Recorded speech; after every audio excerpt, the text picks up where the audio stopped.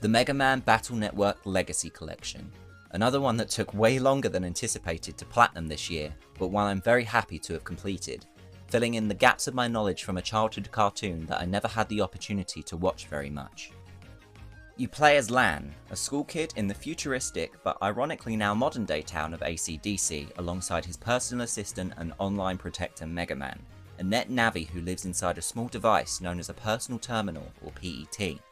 Throughout the game, Lan is able to jack in or upload Megaman to the net through various objects in an interconnected world that almost predicted modern life as we know it.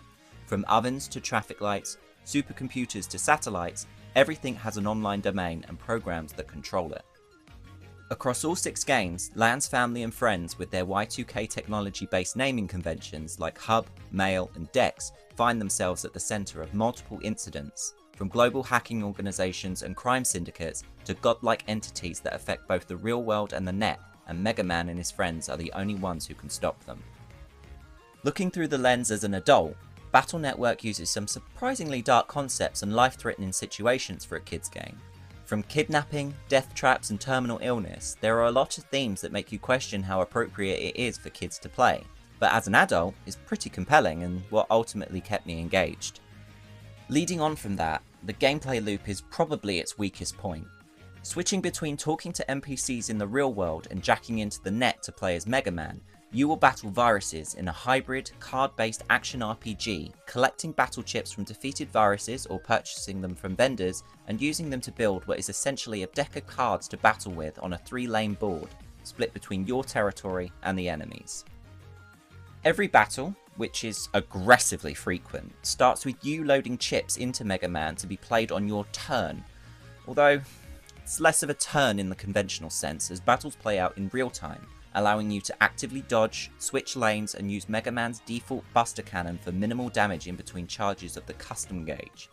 For the RPG veterans among us, it would be easier to understand it as an ATB gauge.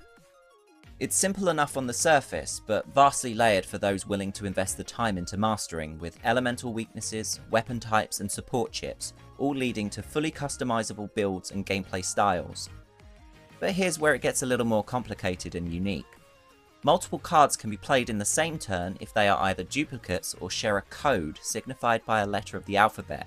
For example, Cannon plus Cannon or Recovery A plus Cannon A. If you manage to play the same cards in a code sequence, Cannon A, Cannon B, Cannon C, then you get a Program Advance, which is essentially a souped up fusion attack. All I can say, after playing through all 10 versions of each game, is thank you to Capcom for adding the Buster Max modifier to blitz through battles with and amplify the damage of the default Buster Cannon. It takes away some of the difficulty for sure, but I don't think I would have managed the grind for chips, game over resets and multiple playthroughs without it. It really was a colossal undertaking, and I just know that if I was playing this when I was younger, I would have wandered through areas for hours getting caught in the same random battles wondering where to go next, even with the L1 button bringing up handy hints to guide you in the right direction. Sometimes, however, it doesn't always work and refrains from holding your hand for the sake of puzzles and refers you to cryptic clues lying in your inventory. More so than other games I played, Battle Network as a series felt like an experiment. With each game came a new gimmick, and while some persisted into later titles, others are one-shot wonder mini-games that never appear again. I believe it was an attempt to keep the games varied from each other, but I feel like the developers shot themselves in the foot by playing with the core identity so much, never knowing what to expect with each entry, or more importantly, how fair or fun they are. Whilst playing this series, I noticed every game shared a strange theme of trigger events that required you to immediately backtrack after opening new areas just to progress the story. Considering how much effort it takes to reach new areas from incessant random encounters and convoluted maze-like paths that the game itself even pokes fun at, it can feel deflating knowing that you have to jack out and repeat the journey all over again to progress, especially when it came to side quests and endgame content. Breaking down each game into bullet points, I'd say the first game feels more like a proof of concept and doesn't feel anything like the sequels. The net itself feels empty and ironically disconnected. It's also the second most difficult to 100% as it asks you to collect every single battle chip including the rare encounter boss enemies after completing the main game, leading to well over 60 plus hours because my luck has always been atrocious. The second game, however, easily the best of the bunch with both pacing and storytelling. Expanding upon the concept of the first game and introducing Lan's friends as the capable team of net battlers and supporting cast that they are, alongside an evolution-based system that gives Megaman access to new forms and skills based on your playstyle, kept the game from feeling one-dimensional.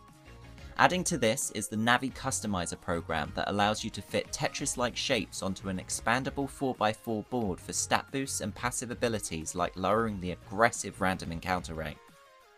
Keep a map on hand. Getting lost in these games can feel like a prison sentence. Battle Network 3 and onwards goes down the route of Pokemon, with side-by-side versions of the same game with minimal variations. Platinum Trophy hunters have to play through both versions from scratch, and honestly, it's quite obnoxious to think these games are that fun. Continuing on from the second game though, players unlock new forms through their playstyle and use the Navi Customizer for stat boosts and passive abilities. As for the story, this one in particular is a bit of a blur and I couldn't tell you what happened. The burnout was setting in. 4 is where things get rough. The visible decay from previous games, both graphically and in its poorly translated localization riddled with spelling mistakes, Battle Network 4 is the real trial by fire and arguably the worst in the bunch. Asking you to replay the game 3 times on each version to acquire all standard battle chips and fight each net Navi in the main story's tournament, it's an unfortunate case of repetition without much payoff. I learned the hard way that your New Game Plus files only carry over data from your last save and not the completed playthrough data. So in your rush to blitz through multiple playthroughs like me, make sure to save before the final boss. At least there are no side quests in this game though, so it's a straightforward run through all 6 playthroughs. It's just a shame it's 6 playthroughs. I thought 5 might feel better in comparison to 4, but I think by this point I was well and truly running on fumes. Thankfully again there are no side quests, but back are the chaotically winding pathways and unnecessarily convoluted puzzles in the net's new areas that felt more like dungeons. Returning characters have also been radically overhauled in terms of morality and alignment with no explanation or reaction. I did however really enjoy the liberation missions, turning the standard RPG combat into grid-based strategy, taking control of multiple net navis as you use their unique abilities to free the map from nebula control. There is also a really cool climactic tower climb at the end where every party member gets their triumphant moment to showcase their skills in a classic RPG fashion. 6 immediately felt more engaging, with updated sprites, remarkably improved localization, and the best musical score of the bunch. With a wildly more interesting storyline than the other games, barring the second, I was excited to play again, and the animated visuals upped the stakes a little more than previous iterations, feeling more like the dangerous adventure it is supposed to convey. It's a shame that this was the last in the series, just when the developer was beginning to hit their stride. My biggest issue with 6, however, is that it brings back side quests through the request board and its latest gimmick of a computer versus computer virus battler that is just pure awful RNG. Recruiting viruses via random battles was hard work enough, and the challenges would have been fine if the battles were one-on-one, but instead you have to survive up to 10 waves and pray the AI doesn't do anything stupid.